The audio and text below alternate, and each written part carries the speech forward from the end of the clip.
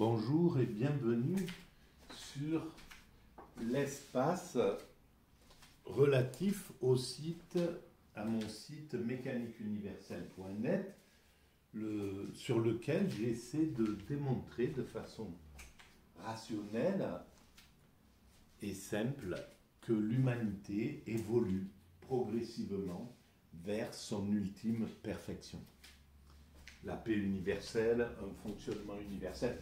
En gros, si on pouvait schématiser, je dirais, nous construisons le paradis dont nous pouvons rêver, dont l'humanité pourrait rêver si, voilà, une sorte d'utopie, si on était, si on pense à un monde utopique, à un fonctionnement utopique, on dirait, ben voilà, c'est un monde qui est entièrement pacifié, où l'homme peut vraiment se promener sur cette planète sans entrave, où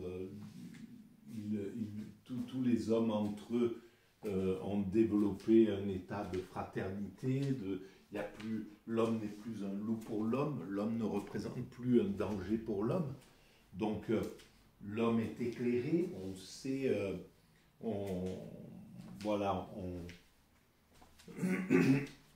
son esprit est soigné en somme, parce que nous sommes tous un peu porteurs de pathologies, on a tous voilà, des choses à résoudre un peu en nous, de l'agressivité, du désir de la jalousie, des choses comme ça, quoi, qui vont faire qu'on n'est pas complètement apaisé entre nous.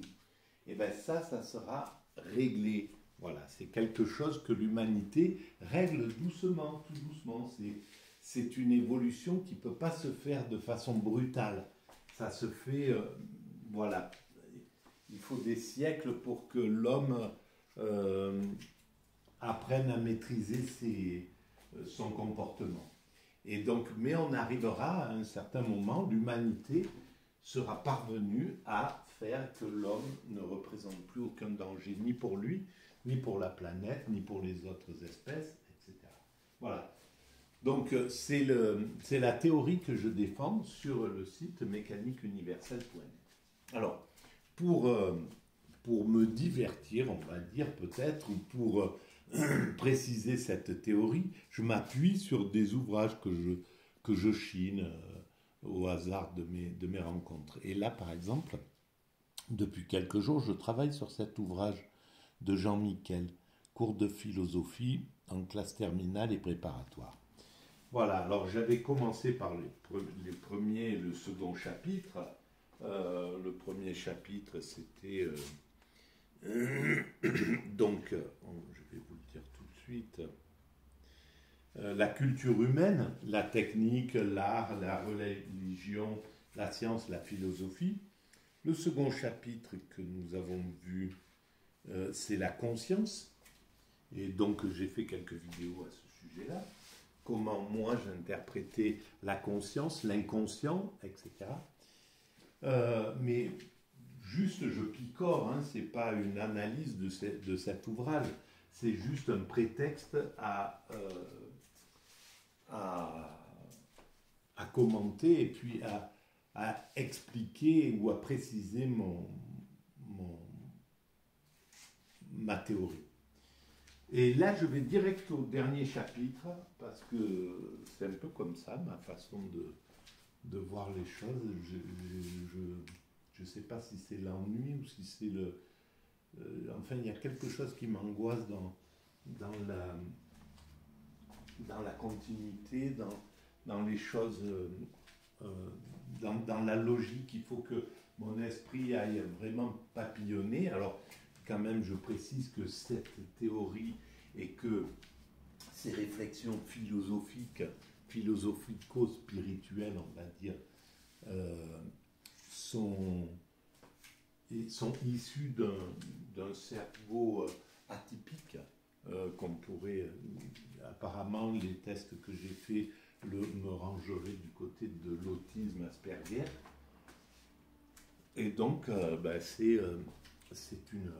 voilà, ça donne une vision un peu atypique, un peu particulière de la philosophie. Et de l'évolution, et ben voilà, en somme, c'est ce qui a engendré cette théorie. Alors, dans le chapitre 10, c'est l'idée de civilisation. Le problème de la liberté, l'être et la valeur, l'homme et sa destinée. C'est le dernier chapitre de ce livre. Alors, dans les sous-chapitres, il y a l'idée de civilisation, avenir et progrès, le problème de la liberté, l'être et la valeur, l'homme et sa destinée. Donc, autant dire qu'il y a de quoi vraiment travailler justement en relation avec la théorie que je défends. Il ne faut pas oublier que cet ouvrage a été l'œuvre d'un professeur de philosophie, je suppose, et il a été écrit dans les années 80.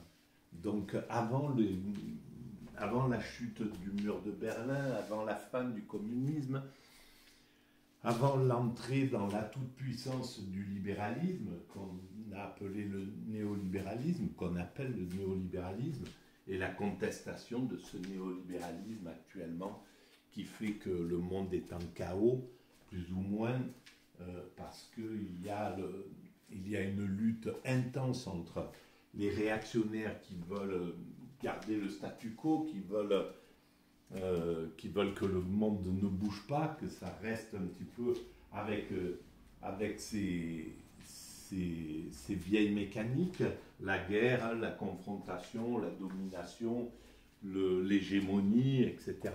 Et puis un monde progressiste qui veut aller vers la paix universelle, qui veut un partage du leadership, qui veut une autre redistribution des choses, un retour à d'autres valeurs, la fin de l'hyperconsommation, du gaspillage, le fait de mettre toute son énergie, beaucoup plus d'énergie au moins au progrès écologique, etc. Voilà. Et donc ces deux mondes se font face. Pour l'instant, ceux qui ont le pouvoir, ce sont les réactionnaires.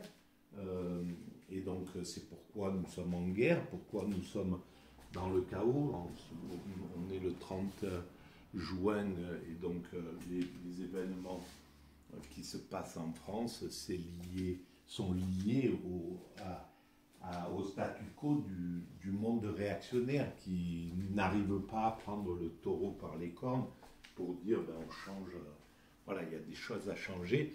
Et pour préserver le pouvoir,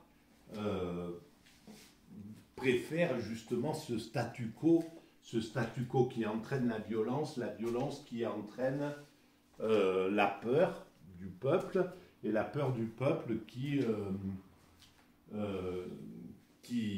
met au pouvoir le réactionnaire. Voilà. Donc, et le réactionnaire, c'est exactement ce que veut, au fond, pour perdurer le monde ultralibéral, l'ultralibéralisme, le capitalisme, entre guillemets. Ce qu'il veut, c'est que il préfère à la limite que ce soit le réactionnaire qui passe parce qu'il a sa place, plutôt que ça soit le progressiste. Le progressiste va mettre au pas l'oligarque, en somme, alors que le réactionnaire va préserver l'oligarque, parce que le réactionnaire, en gros, il est aussi par nature un peu oligarque.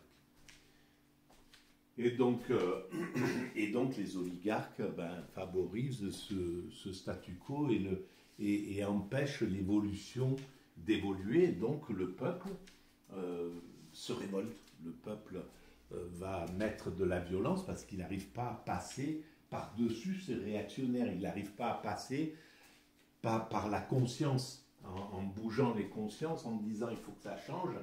Il est devant un monde réactionnaire qui ne bouge pas, et donc le peuple, à un certain moment, il ne peut plus supporter ce statu quo. Il ne peut plus supporter que les choses n'évoluent pas au rythme où sa conscience évolue, la conscience du peuple évolue. Et donc il est pas obligé en somme de passer par la violence. Et là, ben, la violence, elle vient du meurtre d'un jeune garçon dans une banlieue.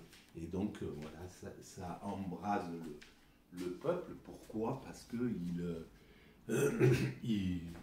voit que rien ne change, que la violence qu'ils ressentent, la violence policière qu'ils ressentent au quotidien, elle ne fléchit pas. Personne la prend en compte. Personne décide d'en faire un sujet très important, un des sujets les plus importants de la société actuellement.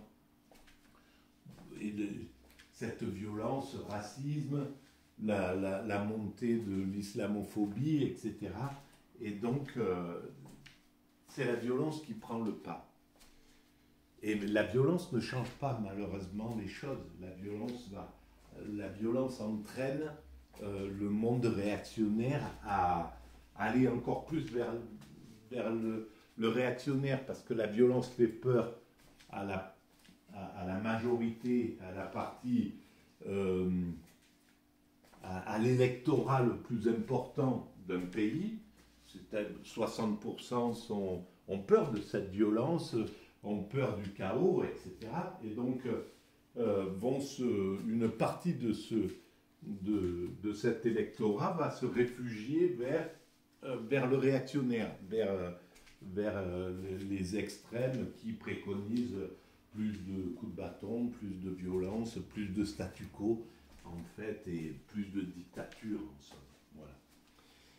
Donc ça, c'est pour expliquer ce que nous sommes en train de vivre. C'est un point de vue parmi tant d'autres. Voilà. Alors, on va commencer à lire ce chapitre 20. L'idée de civilisation. Nous avons vu se dessiner à différents moments de notre étude, mais en fait, ça va être juste l'introduction.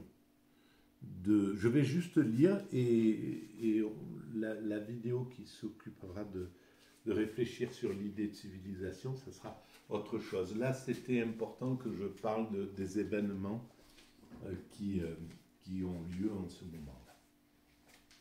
Nous avons vu se dessiner à différents moments de notre étude l'idée de civilisation. Elle tend d'ailleurs à accueillir et plus encore à attirer à elle tous les problèmes relatifs à l'homme, groupant aussi tous les efforts et toutes les conquêtes grâce auxquelles les hommes pensent l'humanité, c'est-à-dire se pensent eux-mêmes comme un être collectif qui se définit dans son devenir même. Et là, c'est extraordinaire parce que c'était les années 80 et ça précise tout le travail de la mécanique universelle. Mon travail vise à induire dans l'esprit de l'humanité que nous sommes une humanité, que le plus important, c'est le groupe humain. C'est en fait l'humanité dans son ensemble. Alors que intuitivement, on va privilégier, on va penser qu'on travaille pour soi-même, pour s'enrichir, pour son pouvoir, pour sa notoriété, voilà, de façon égoïste, ou alors on travaille que notre vie n'a de sens que pour notre famille, pour notre clan, pour notre groupe, ou alors pour notre région, pour notre village, etc., ou pour notre nation. Voilà, on peut avoir le sentiment que notre activité, elle est destinée à notre nation, ou alors à notre communauté religieuse, c'est encore d'autres appartenances, mais en réalité, notre passage sur cette terre, notre vie, de notre naissance à notre mort, sont destinés à l'évolution de l'humanité dans son ensemble. C'est l'humanité qui va vers son ultime perfection. Ce n'est pas un groupe humain qui arrivera à la sérénité, à la paix, pendant que tout autour de lui, il y ait du chaos. Non. Ce n'est pas le monde des oligarques qui vont pouvoir se mettre sur une île et vivre la sérénité, l'extase, l'amour et compagnie, et tout en laissant un monde de chaos autour d'eux ou un monde d'esclaves, voilà, comme dans certains films ou livres d'anticipation. Non, c'est l'ensemble humain qui va vers son ultime perfection et qui y parviendra. Et donc la civilisation humaine, là, tout est vrai, tout est dit justement par Jean Miquel. Tous les problèmes, elle tend d'ailleurs, donc la civilisation humaine en fait, elle tend d'ailleurs à accueillir et plus encore à attirer à elle tous les problèmes relatifs à l'homme, groupant aussi tous les efforts et toutes les conquêtes grâce auxquelles les hommes pensent l'humanité, c'est-à-dire se pensent eux-mêmes comme un être collectif qui se définit dans son devenir même. C'est pourquoi finalement la liberté, l'être, la valeur, la destinée ne se détachent guère de la notion la plus large et la plus précise que l'humanité ne cesse de construire et d'expérimenter sous le concept de civilisation.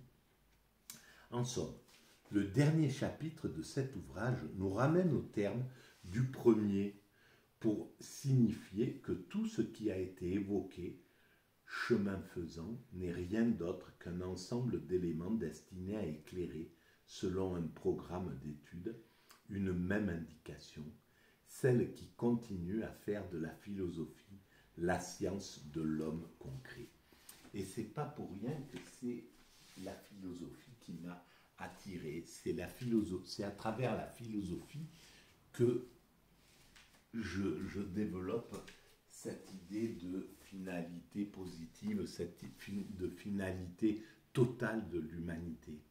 Parce que la philosophie, en fait, en principe, ne se rattache pas à un groupe, à une communauté, voilà, toutes ces appartenances inférieures, en somme, sont un frein à la pensée. Et on le voit pour les philosophes qui sont malheureusement obligés d'être attachés à un groupe, attachés à une idéologie, attachés à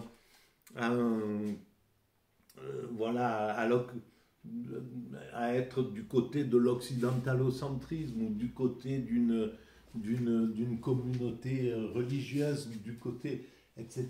C'est un frein à leur pensée, malheureusement, parce qu'aujourd'hui, ces appartenances sont en guerre, ces appartenances sont en compétition, ces appartenances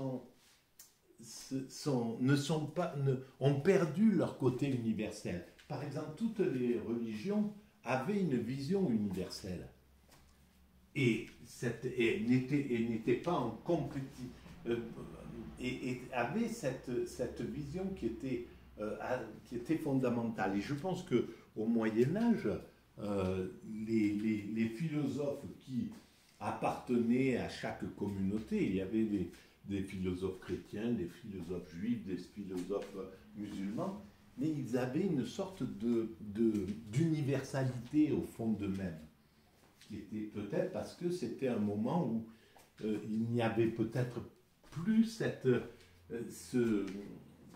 violence. Elle était passée en l'an 1000, 1200, 1300, à l'époque des Pics de la Mirandole, des Maïmonides, des Avicennes. Peut-être pas, hein, je ne sais pas, c'est une vision un peu idéaliste peut-être que j'ai. Mais en tout cas, aujourd'hui où la spiritualité est en guerre, où l'Occident est en guerre aussi, se réclamer philosophe occidental, par exemple, se réclamer philosophe judéo-chrétien ou musulman, ça peut être un problème à partir du moment où on perd de l'universalité. Le philosophe, il doit être, à mon sens, hein, c'est un point de vue simplement, à mon sens, le philosophe, il doit être pour la civilisation humaine, pour la civilisation universelle. Donc, et moi, je ne peux pas penser, par exemple, autrement que comme ça. Pourtant, je suis né du côté occidental, je suis né dans une religion particulière, différente, enfin, une religion, tout simplement. Mais tout ça, c'est quelque chose que je mets complètement à l'écart. Je me sens avant tout universel, je me sens, même si je suis né en France et je suis content d'être fier d'être français, ou pas fier, c'est peut-être pas le terme, mais j'ai quelque chose d'affectif pour la France, j'ai quelque chose d'affectif pour le pays d'origine de mes parents, j'ai quelque chose d'affectif pour l'Occident en lui-même, mais toutes ces affectivités sont extrêmement secondaires par rapport à mon attachement universel. C'est l'attachement universel qui fait que je me sens... voilà. Et ma philosophie ne peut tourner que comme ça. C'est pourquoi d'ailleurs je critique d'art l'Occident. Je ne peux pas laisser passer à l'Occident des choses injustes. Je ne peux pas laisser passer au christianisme, qui est ma religion originelle, les choses quand sous ce couvert il va agresser notre religion, ben je ne peux pas le supporter. Voilà. Donc ces appartenances pour moi sont, et je pense que ça c'est l'avant-garde de l'humanité. L'humanité dans 100 ou dans 200 ans, ça sera ce type de pensée qui aura pris le pas sur la pensée nationaliste, sur la pensée occidentalo-centrique, sur la pensée... voilà. On sera passé au niveau de l'universel. Voilà, ben, je vais arrêter là pour cette vidéo. Si vous pensez que ces vidéos ont un intérêt universel, eh ben, vous pouvez mettre des pouces bleus, mettre